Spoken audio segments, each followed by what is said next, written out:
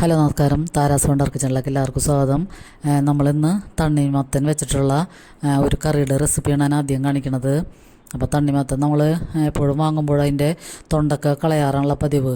അപ്പോൾ ഞാൻ ഇതിക്ക് മുമ്പ് തണ്ണിമത്തൻ്റെ തൊണ്ടുകൊണ്ട് ഒരു അച്ചാർ ഇട്ട് വെക്കുന്ന വീഡിയോ ഇട്ടിട്ടുണ്ടായിരുന്നു. അപ്പോൾ അത് കാണണമെന്ന് ആഗ്രഹമുള്ളവരൊന്ന് കണ്ടു നോക്കുക. അപ്പോൾ ആ അച്ചാർ ഞാൻ മക്കൾക്ക് കൊടുത്തഴിച്ചപ്പോൾ അവർ നല്ല അടിപൊളി അച്ചാറാണെന്ന് പറഞ്ഞിട്ട് കൂട്ടേണ്ടത് നല്ല ടേസ്റ്റുള്ള അച്ചാറായിരുന്നു. അപ്പോൾ ഇങ്ങനത്തെ തൊണ്ട് നമുക്ക് ഈ തണ്ണിമത്തൻ്റെ തൊണ്ട് നമുക്ക് കളയണ്ട. ഇതിൻ്റെ പച്ച ഭാഗങ്ങൾ ഒന്നും കട്ട് ചെയ്ത് കളഞ്ഞതിന് ശേഷം നമുക്കിങ്ങനെ ചെറുതാക്കി അരിഞ്ഞെടുക്കാം. അപ്പോൾ ഇതിലുള്ള ചുമപ്പ് കളറിലൊക്കെ ഞാൻ കുറച്ചൊക്കെ അരിഞ്ഞ് മാറ്റി, പിന്നെ ബാക്കിയുള്ളതൊക്കെ ഞാൻ കട്ട് ചെയ്തെടുത്തിട്ടുണ്ട്. അപ്പോൾ ഞാനിത് പരിപ്പ് ചേർത്തിട്ടാണ് കറി വയ്ക്കാൻ പോണത്. കുറച്ച് പരിപ്പ് എടുത്തിട്ടുണ്ട്. അപ്പോൾ തണ്ണിമത്തൻ കഴുകി അരിഞ്ഞൊക്കെ എടുത്ത് മാറ്റി വെച്ചിട്ടുണ്ട്. അപ്പോൾ പരിപ്പ് ചേർത്ത് തേങ്ങ അരച്ചാണ് ഞാൻ ഈ കറി വയ്ക്കണത്. അപ്പോൾ അതിലേക്ക് ഒരു ചെറിയ സവാളയും 2 ചെറിയ തക്കാളി, ഒരു കഷ്ണം ഇഞ്ചി, 2-3 പച്ചമുളക്, പിന്നെ 3-4 കഷ്ണം മാങ്ങയും കൂടി ഞാൻ എടുത്തിട്ടുണ്ട്. ചെറിയൊരു പുളിക്ക് വേണ്ടി മാങ്ങയും കൂടി എടുത്തിട്ടുണ്ട്. അപ്പോൾ നമുക്കിതെല്ലാം കൂടി കൂട്ടി ആദ്യം പരിപ്പിടാം. പിന്നെ തണ്ണിമത്തൻ്റെ കഷ്ണങ്ങൾ ഇട്ടിട്ട് ബാക്കി ഇൻഗ്രീഡിയൻസൊക്കെ ഇട്ടിട്ട് ആവശ്യത്തിന് ഉപ്പും ഇട്ട് കുറച്ച് വെള്ളവും കൂടി ഒഴിച്ചിട്ട് നമുക്കിതൊരു 3 വിസിൽ കേൾപ്പിച്ചാൽ മതിയാകും. അപ്പോൾ തന്നെ നന്നായിട്ട് വെന്ത് കിട്ടി. ഇത് കുമ്പളങ്ങയും പിന്നെ വെള്ളരിക്കൊക്കെ കറി വെക്കണ ടേസ്റ്റായിരുന്നു ഈ കറിക്ക്. നന്നായിട്ട് വേഗം ചെയ്തിട്ടുണ്ട് ഇത്.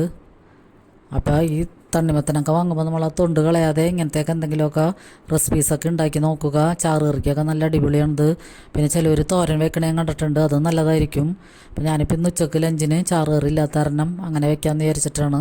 പിന്നെ നമുക്കതിലൊക്കെ ഒരു അരപ്പ് തയ്യാറാക്കണം. അതിനുവേണ്ടി കുറച്ച് തേങ്ങ, 2 പിടി തേങ്ങയാണ് ഞാൻ എടുത്തേക്കണം. പിന്നെ അതിലേക്ക് 2-3 ചെറിയ ഉള്ളിയും വെളുത്തുള്ളി ഇത്തിരി കൂടുതൽ കൊടുക്കണം. പിന്നെ ഒരു ഇത്തിരി ജീരകവും കൂടി ചേർത്തിട്ട് ഞാൻ നന്നായിട്ട് മിക്സിയിലിട്ട് അടിച്ച് മാറ്റി വെച്ചിട്ടുണ്ട്.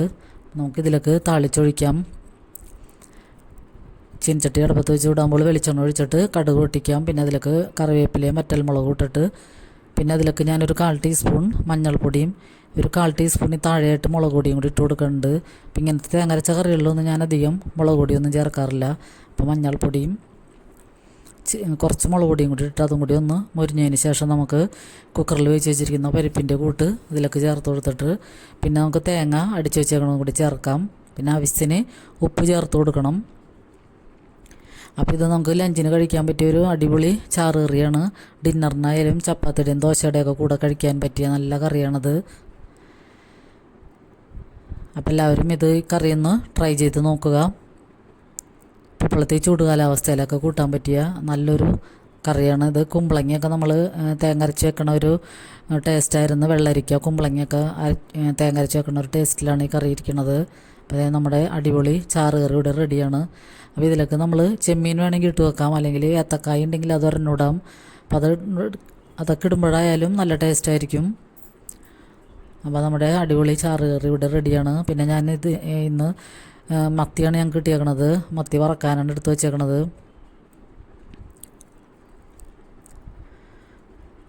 നമ്മൾ മത്തിയൊക്കെ ക്ലീൻ ചെയ്ത് കുരുമുളക് പൊടിയും മഞ്ഞൾപ്പൊടിയും മുളക് പൊടിയും ഉപ്പൊക്കെ കൂടി ചേച്ചിട്ട് ഞാൻ ഫ്രിഡ്ജിലെടുത്ത് വെച്ചേക്കായിരുന്നു.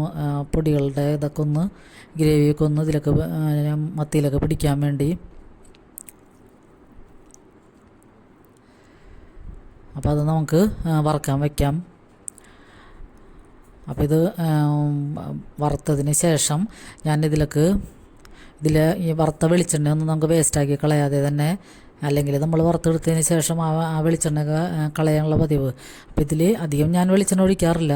അപ്പോൾ ഉള്ള വെളിച്ചെണ്ണ ഒഴിച്ചതിൽ കുറച്ച് ചെറിയ ഉള്ളിയും വെളുത്തുള്ളിയും കറിവേപ്പിലയും കൂടി ഞാൻ മൊരിയിച്ചെടുക്കുന്നുണ്ട്.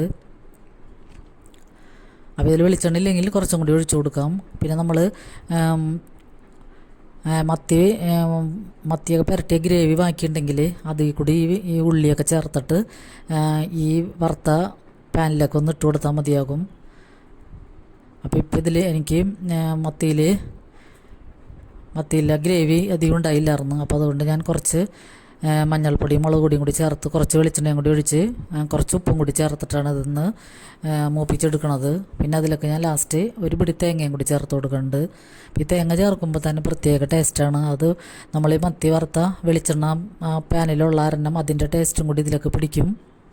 അപ്പോൾ നല്ല അടിപൊളി ടേസ്റ്റാണ്. അപ്പോൾ ഇത് പിള്ളേർക്ക് നല്ല ഇഷ്ടമാവും ഇങ്ങനെ ഈ തേങ്ങ ചേർത്തിട്ടുള്ള ഉള്ളിയൊക്കെ ചേർത്തിട്ടുള്ള ഈ കൂട്ട്. അപ്പോൾ ഇത് ചോറിൻ്റെ കൂടെ കൂട്ടാൻ നല്ല അടിപൊളിയാണ്. അപ്പോൾ ഇങ്ങനെ എല്ലാവരും ഒന്ന് ട്രൈ ചെയ്ത് നോക്കുക. ഇനി മീൻ വറക്കുമ്പോൾ ബാക്കിയുള്ള വെളിച്ചെണ്ണയിൽ ഇങ്ങനെ ഒന്ന് ചെയ്ത് നോക്കുക, നല്ല അടിപൊളി ടേസ്റ്റാണ്. അപ്പോൾ നമ്മുടെ ലഞ്ച് റെസിപ്പീസ് ഇതൊക്കെ തന്നെയാണ്. പരിപ്പ് കറി, തേങ്ങ അരച്ച കറി, പിന്നെ ഈ മത്തി വറുത്തത്, സ്പെഷ്യൽ മത്തി വറുത്തതാണത്. അപ്പോൾ എല്ലാവരും ട്രൈ ചെയ്തിട്ട് ഫീഡ്ബാക്ക് അറിയിക്കണം. പിന്നെ നമ്മൾ ഏതായാലും തണ്ണിമത്തൻ വാങ്ങി അതിൻ്റെ തൊണ്ട് കറി വെച്ചല്ലോ, അപ്പോൾ അതിൻ്റെ പൾപ്പിൻ്റെ ഒരു വീഡിയോയും കൂടിയും ഇട്ടില്ലെങ്കിൽ എങ്ങനെയാണ്, അപ്പോൾ ഞാനതും കൂടിയും ഇടുന്നുണ്ട്.